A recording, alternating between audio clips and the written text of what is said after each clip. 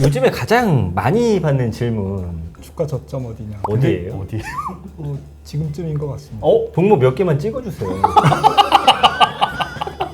주가는 좀 선행하지 않습니까? 우리가 지금 알고 있는 악재는 저는 한 90%는 다 반영됐다. 이미 반영됐다. 70년대 그 오일 쇼크 이후에 이제 처음 큰 인플레이션입니다. 그러니까 뭐 캠피셔 말대로 투자자들이 이런 위험이 있으니까 2050이 바닥이야. 이렇게 생각하는 거는 우리가 할 수 있는 일이 아닌 거죠. 다만 이제 경기 사이클이 어느 정도 투자의 가장 중요한 소식을 가장 빠르게 전달해 드립니다. 원고, 투고, 쓰리고 여기는 투자고입니다. 안녕하세요. 저는 김현우입니다. 네, 반갑습니다. 전민기입니다.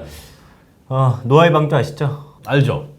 왜요? 그 지금 주가 하락 장맛비가 아주 주룩주룩 내리고 있습니다. 지금 주식장이 물에 잠길 판이에요. 내 얼굴 새까만 거 보여요? 속이 타가지고. 어디 놀러 갔다 온 것 같은데? 맞아. 수영장 갔다 왔어. 어쨌든 그때 이분이 만든 방주에 우리는 지금 올라타야 됩니다. 아셨죠? 네. 노아의 방주의 노아 같은 분. 어, 저는 목노아 이분의 이름을 부르고 싶습니다. 누군데요?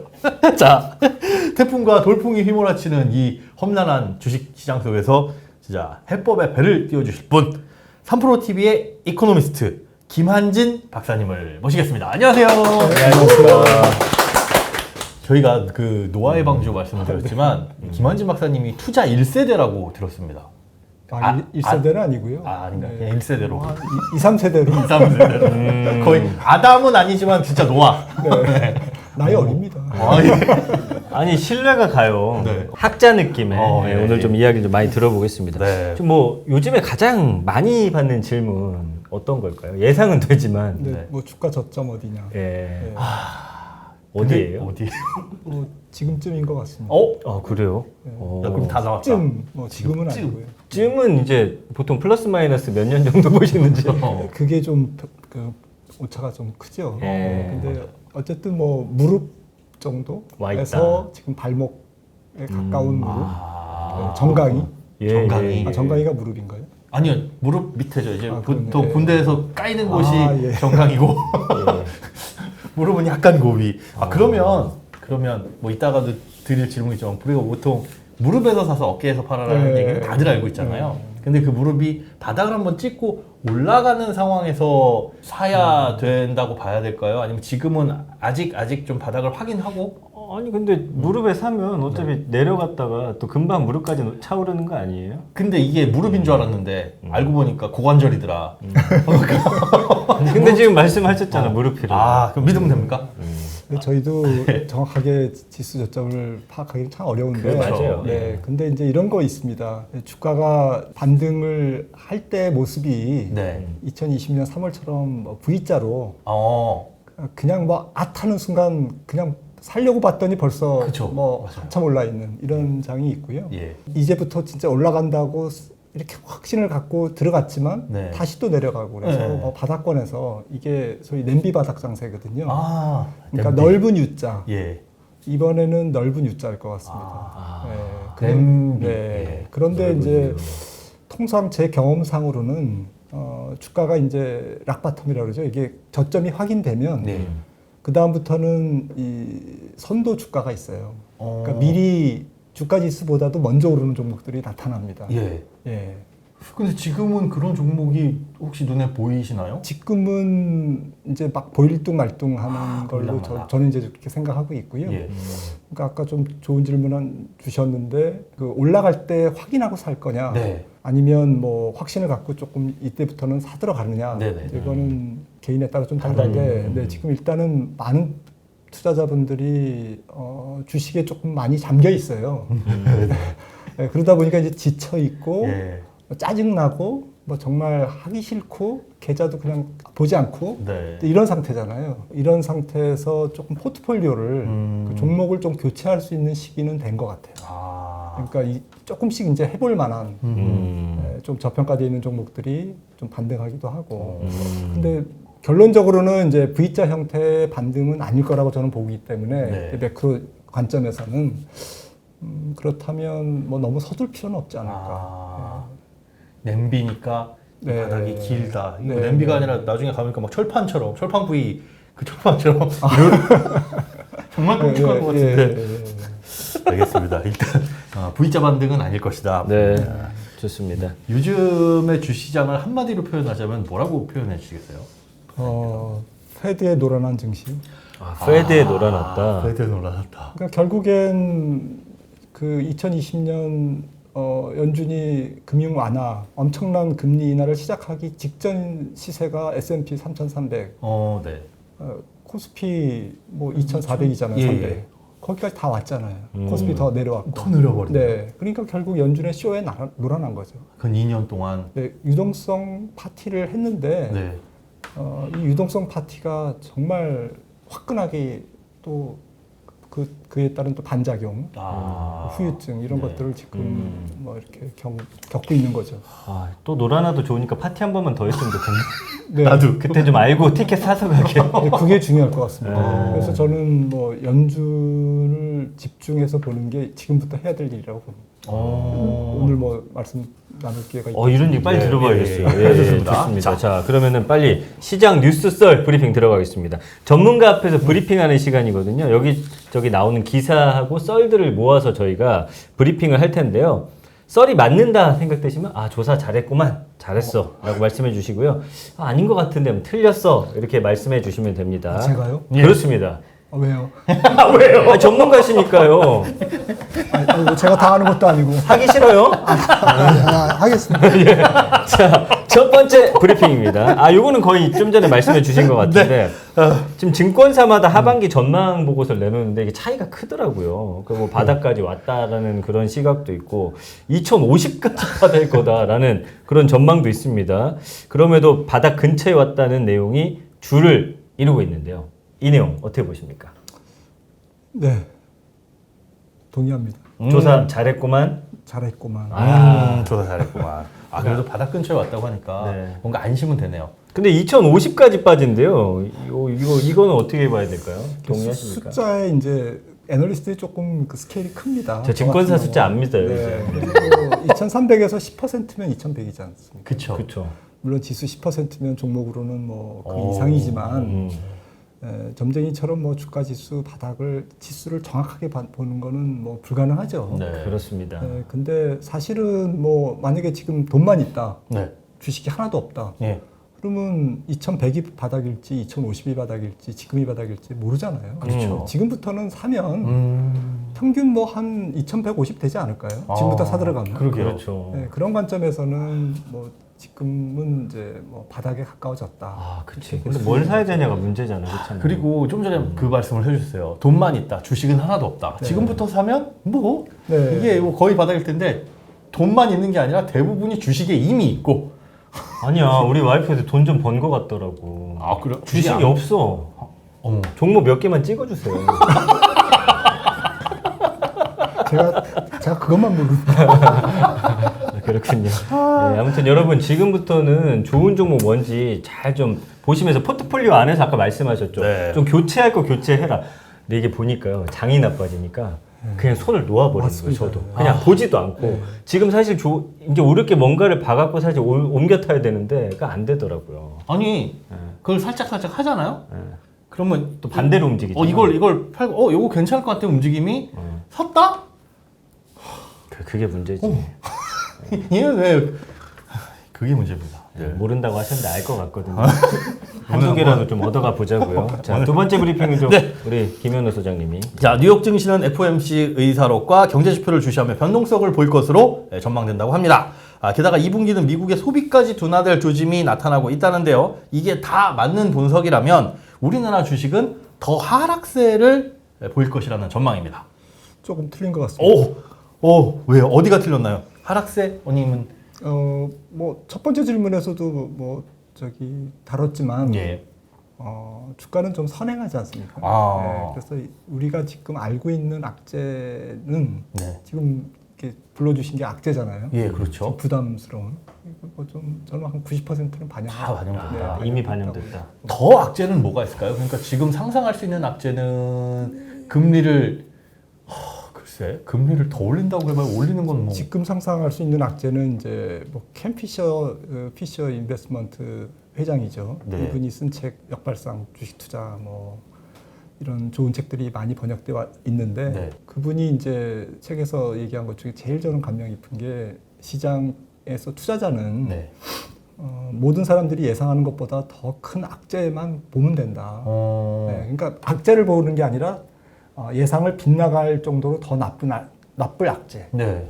네, 그게 이제 핵심인데. 그럴 게 있을까요, 지금? 근데 그런 부분들이 항상 그 분석가들의 분석 범위 밖에 있습니다. 아. 첫 번째는 그림자 금융인데요. 예. 뭐 헤지펀드가 파산한다든지 아. 아니면 이 경제 통계에 안 잡히는 어떤 부실 요인 이런 것들이 경기가 나빠지고 금리가 치솟고 경기가 나빠지면 다 터지거든요.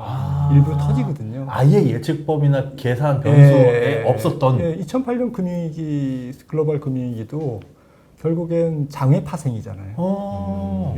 미국 증권거래소가 파악하고 있지 않았던 범위 밖에 있는 위험 요인이 터진 거잖아요. 네. 꼬리 위험이. 예. 확률 밖에. 네. 정기 분포의 아주 끝에 있는. 근데 그 우리가 어떻게 봐요? 모르죠. 그러니까요. 그래서 바닥 근처인 거죠. 주가가. 근데 왜 주가가 바닥 근처냐면 바닥이 아니고 예.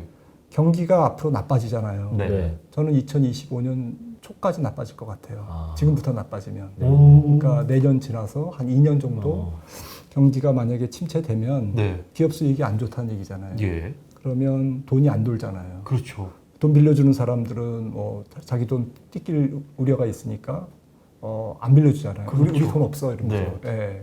은행들도 이제 돈 안 빌려주고 회사채 발행 소화 안 되고. 예. 그러면 멀쩡한 기업도 부도날 수 있잖아요. 그렇겠죠. 그러니까 기업 이런 기업이 파산했어 이런 일이 있을 수 있다는 거죠. 앞으로 기업뿐만 아니라 이런 국가가 파산했어 이런 일도 있을 수 있는 거죠. 네. 그러니까 우리가 앞으로 한 1, 2년 후까지 내년 후년까지 경험해야 될 이 경기 침체 국면에서는 네. 어떤 파생적 위험이 발생할지 아무도 모른다는 거죠. 근데 대충 뭐 그 메뉴는 정해져 있습니다. 지금 말씀드린 대로 뭐 그나물의 그 밥인데 부채 조정, 부채 텐트럼 어쨌든 그리고 구조 조정에 따른 추가 경기 악화. 어쨌든 기업이 파산하면 고용 시장이 엉망이 되잖아요. 이제 이런 것들이 이제 있을 수 있다라는 거고요.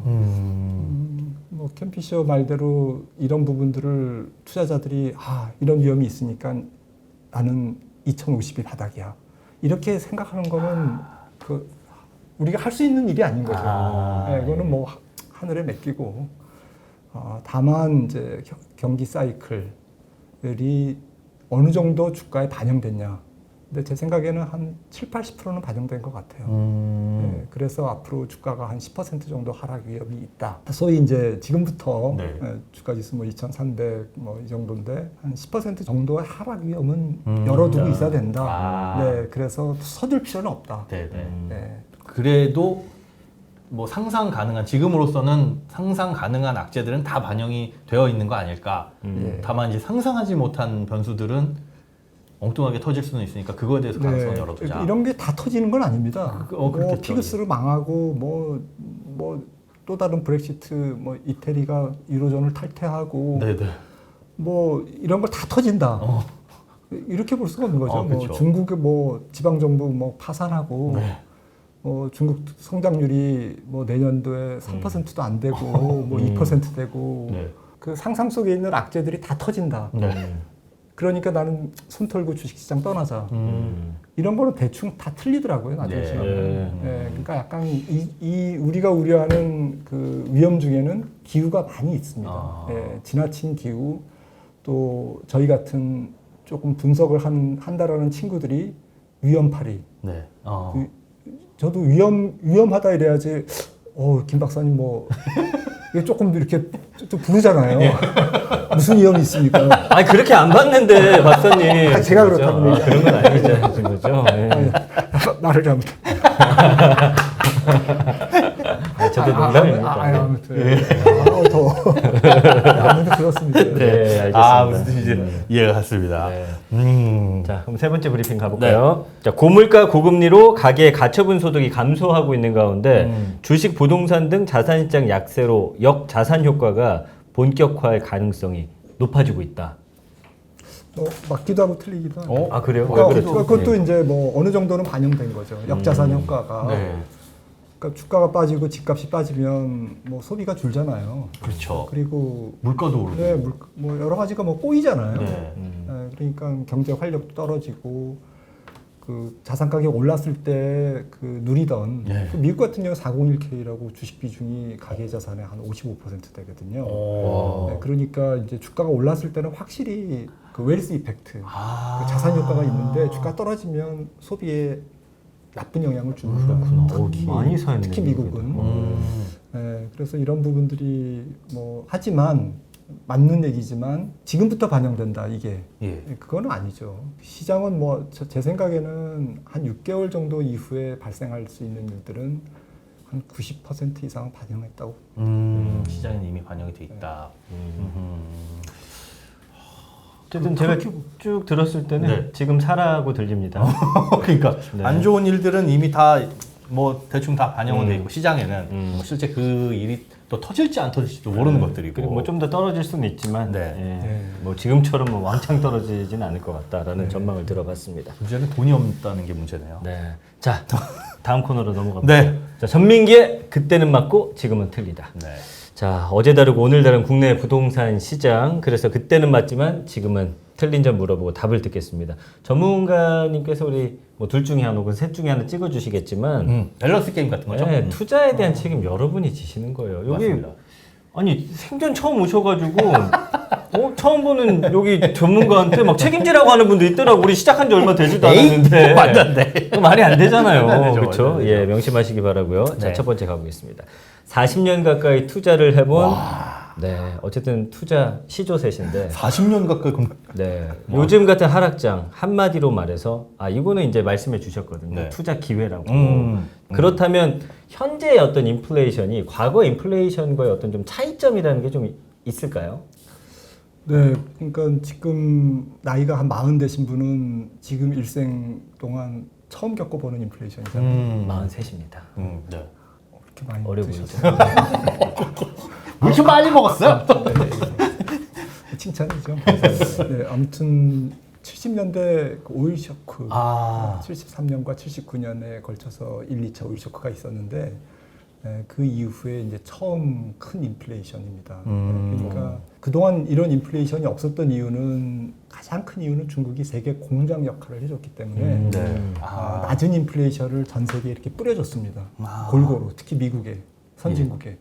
네, 그러니까 이제 물가가 굉장히 낮아지고 그다음에 생산성이 굉장히 높아졌잖아요. 그렇죠. 네. 그다음에 유통혁명, 그다음에 전산화, IT 이런 것들이 이제 다 산업 구조도 조금 에너지를 많이 소모하는 산업보다는 이제 첨단 산업들이 많이 발달돼 있잖아요. 발달하면서 에너지 소모도 줄고 그래서 이제 물가가 조금 낮아지는 게 이제 거의 구조적으로 낮아질 수밖에 없다. 앞으로 인플레는 안 와. 네. 이게 이제 정설이었는데 네네. 웬걸 이제 이번에 온 거죠. 예. 40년 만에. 그러니까 굉장히 투자자들과 분석가들을 당혹스럽게 하는 이제 인플레이션이고 과거의 인플레이션하고 비교할 수 있는 거는 1973년, 79년밖에 없어요.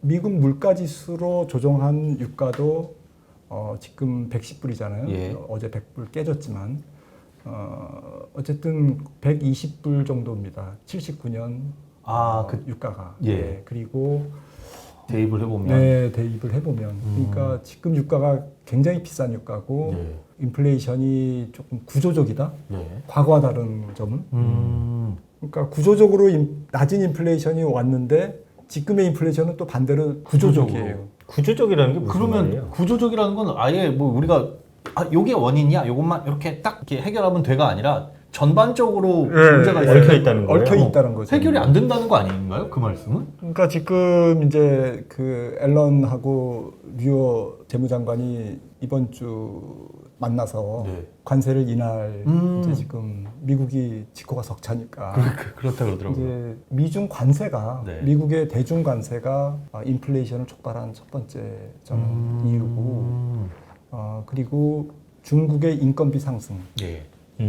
중국이 인건비가 올라 있잖아요. 네, 근데 네. 중국을 대체해서 싸게 물건을 공산품을 만들어 줄 만한 국가가 뭐 베트남이라든지 뭐 인도 뭐 이런 나라가 있지만 중국 같이 만들어줄 수는 없어요 아직 그 기술이나 산업이 발달이 안 돼 있어서 그래서 중국의 인건비 상승 이게 구조적인 거죠. 그리고 어쨌든 관세 그리고 자유무역 질서가 트럼프 정부부터 약간 어그러져 있잖아요. 그래서 약간 자국 중심으로 그래서 비교 우위가 없어도 야 일자리 창출하기 위해서 미국 땅에 공장 져 이러잖아요. 들어와. 네, 해줄게. 근데 미국 땅의 임금이 얼마나 비싸요. 그렇죠.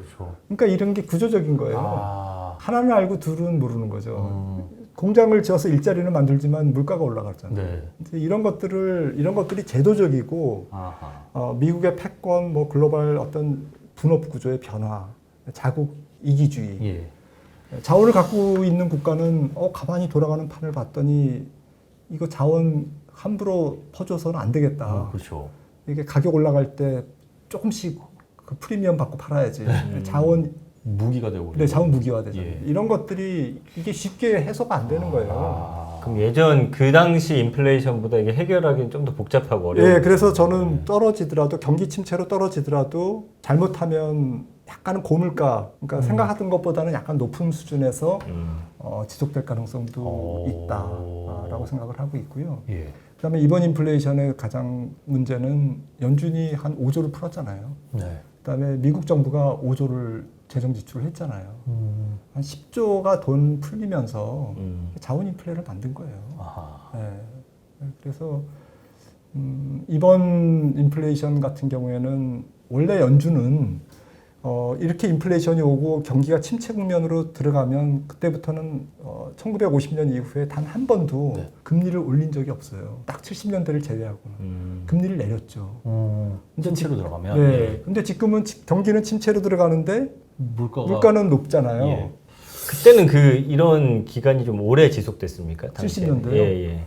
화끈하게 갔죠. 화끈하게 갔어요. 화끈하게 금리 폴 볼커라고 키가 2m 되시는 분이었다고 하더라고요. 사진을 보니까. 네. 키가 중요합니까? 근데 키가 클수록 어쨌든 금리 인상폭이 크다는 썰이 진짜요? 연준 의장의 키가 클수록. 나를 데려가 안 올리지 나는 키 작으니까. 파월이 아마 그래도 180 정도 될 거예요. 그냥 여쭤봤는데 이런 것마저도. 80대 중반. 네, 그렇군요. 그런 연관관계 진짜 보면 별걸 다 분석해요. 맞아요. 대단한 게 진짜 그러면 물가가 이 상태로 쭉 뭐 상승세는 살짝 꺾인다, 뭐 잡혀간다. 그렇지만 낮추진 않았다. 이제 목표치 2% 연준에서는 뭐 얘기를 했었잖아요. 근데 거기까지는 안 내려오더라도 어느 정도 근데 물가가 잡히는 것 같은데라는 상황에서 만약에 확실한 침체가 와버리면 그때의 중앙은행들의 선택은 어떨까요? 이때는 지금은 이제 물가 잡는 게 우선이라고 해서 높이고 있잖아요. 그런데 침체보다 이게 급해. 하지만 보니까 침체가 굉장히 심각해졌다. 그러더라도 물가가 우선인가요? 뭐에 저울지? 제 생각에는 그 연준이 할 일을 경기 침체가 해줍니다. 복잡한 말로 수요 파괴라고 하는데. 침체가 와서 수요를 파괴해서 물가를 잡아준다? 그러니까 연준이 잡는 게 아니라 지금은 이제 연준이 이미 그 단계로 간 것 같아요. 자기네가 잡을 능력은 없고 자기네들은 이제 경기 침체를 연결하는 고리 역할을 해주는 거고 이제 경기가 침체되지 않습니까? 뭐 유가도 빠지고 구리값도 빠지잖아요. 알루미늄 가격 반토막 났잖아요. 이런 게 벌써 눈치채고 선물 시장에서 털고 나가는 거거든요. 그러니까 이 경기 침체로 연준이 분명히 얘기했잖아요. 우리 물가 틀림없이 잡을 거야. 경기 그거는 뭐 조금 나빠져도 돼. 그렇죠. 더 중요한 거는 이거야라고 계속 그러잖아요.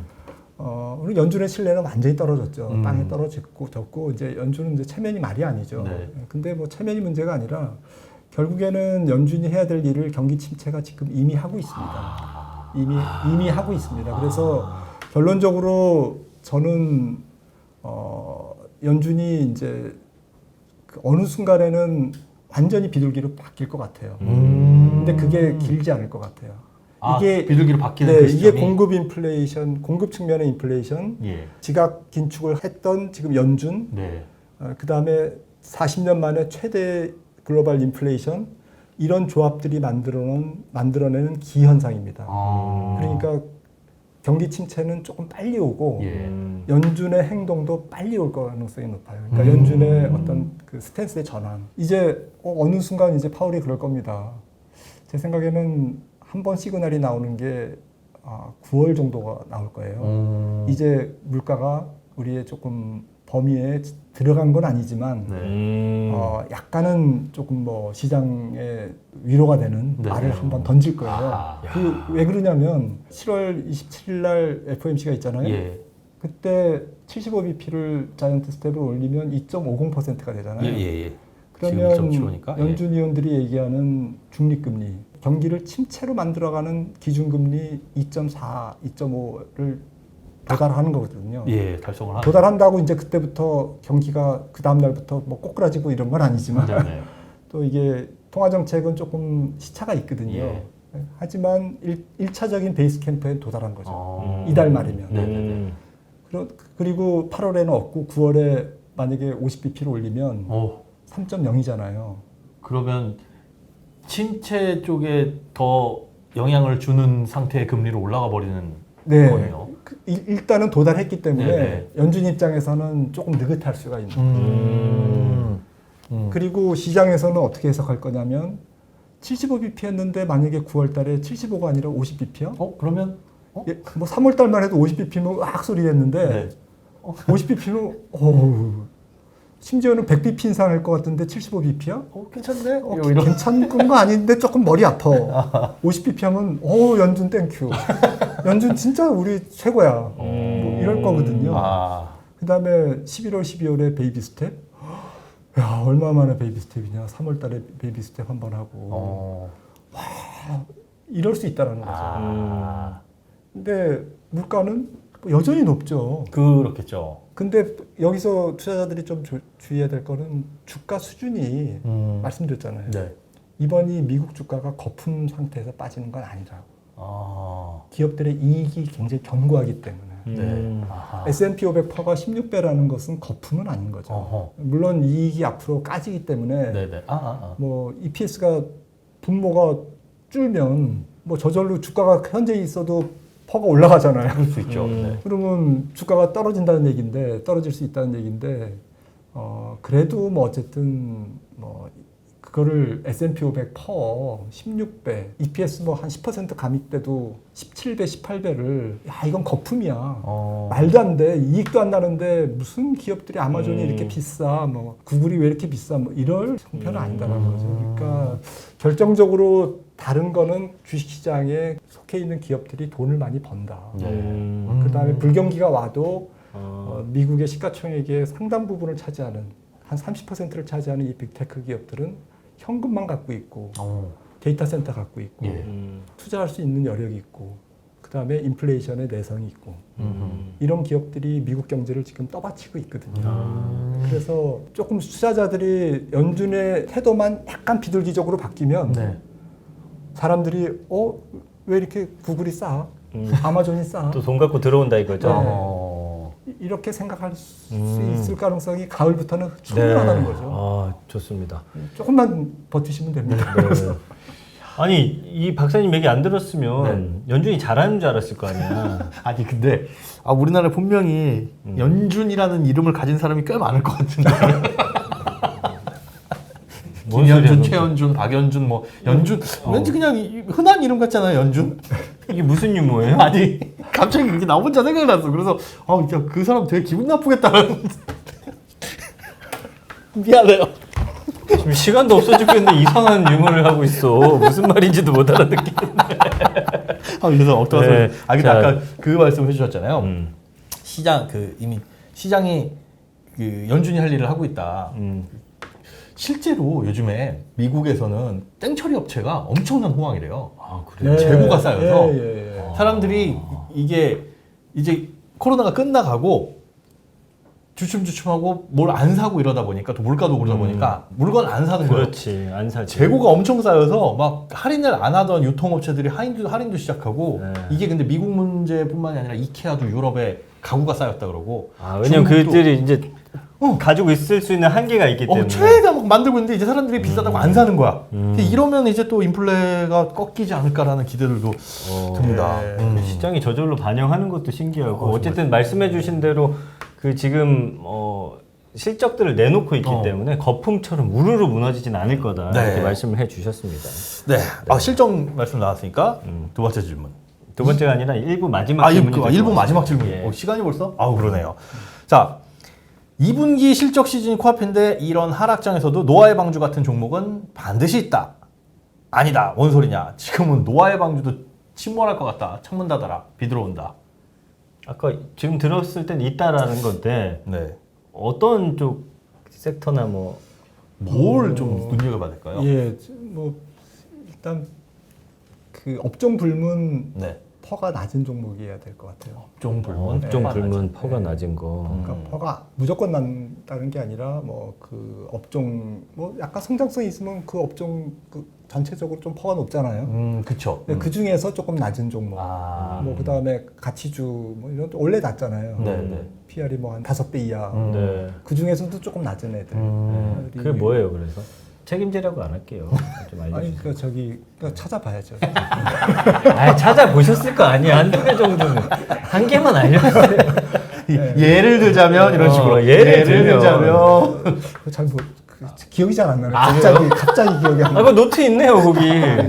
없습니까? 경제 지표만. 알겠습니다. 그래서 이런 종목들, 그러니까 그런 종목들이 대체로는 이제 그 착한 PR의 기업들이 네. 그런 기업들이 필수 소비재들이 많아요. 필수 소비재. 필수 소비재. 필수 소비재. 좋습니다. 필수 소비재는 뭐 음식료라든지 예. 이런 거 먹고 살아야 되니까. 그렇죠. 그다음에 이제 뭐 땡처리 조금 적게 하는 그런 유통업체들은 보통 땡처리를 많이 해야 많이 되잖아요. 하죠. 뭐 지금 월마트, 뭐 타겟, 그래요, 그렇죠. 맞아요. 이런 쪽이 좀 그렇고 그렇지 않은 어쨌든 생활 밀착형 예. 필수 소비재 쪽 음흠. 그런 쪽이 좋을 것 같고요. 또 배당이 이제 지금 금리가 높지만 예. 앞으로 금리가 내려올 거거든요. 벌써 거기까지 이제 생각을 해야 되나요? 금리 실제로 내려올 가면 금리가 그쵸. 내려가고 뭐 아마 가을쯤 되면 연준이 올해까지만 금리 올릴 것 같은데 뭐 이런 생각도 사람들이 많이 할 텐데 예. 이러면 이제 앞으로 금리 내년도 내려가는 거 아니야? 그러면 주가는 항상 빨라요. 여기 연말에 배당 수익률 4%. 이거 웬 떡이냐? 근데 주가는 뭐 고점 대비 반토막 나 있고 뭐 예. 이런 것들을 올라가는 거죠. 그런 류의 주식들. 네, 그런 류의 주식들을 저는 전체 주식을 100이라고 하면 네. 물론 지금 주식만 100이신 분들이 많지만 만약에 그렇지 않은 분들을 선정해서 뭐 주식을 한 1억 한다 하면 한 3천만 원은 이제 그런 주식들 그리고 사야 되고 이미 그러면 주식을 갖고 있는 아까 말씀하신 100이 다 주식인 사람들도 안에서 비중을 그렇게 조절을 그러면 되죠. 그런 걸 조정하고 뭐 약세장이라도 이렇게 완전히 쉬지 않고 떨어지는 뭐 최근 우리나라 증시는 좀 그랬지만 또 기술적 반등을 주거든요. 냄비라고 뭐 울퉁불퉁하지 않은 냄비가 어디 있습니까? 조금 다 튀죠. 갑자기. 이럴 때 이제 조금 줄이고 좀 빠져나올 종목들은 빠져나오고 잘못 샀다, 실수했다 이런 종목들 좀 빠져나와서 현금을 마련하면 이 현금을 가지고 어쨌든 앞으로 성장할 수 있는 기술주가 좋을 것 같아요. 결국 세상은 돌고 돌아서 성장하는 쪽에 또 돈이 몰리거든요. 그러니까 냄비 바닥 국면에서는 어쨌든 다음 이 박스권 장세, 이 지긋지긋한 또 장세를 벗어날 수 있는 주도주를 조금씩 사들어가는 게 좋을 것 같습니다. 좋은 팁이에요. 근데 참 이게 빠진 거는 빼기가 쉽지가 않더라고요. 맞아요. 다른 걸로 만회하면 되는데 참 사람이 희한해요. 그렇죠. 쉽지 않죠. 쉽지가 않아요. 어쨌든 펀드 매니저도 마찬가지입니다. 그렇습니까? 그럼요. 그럼 좀 위안이 되네요.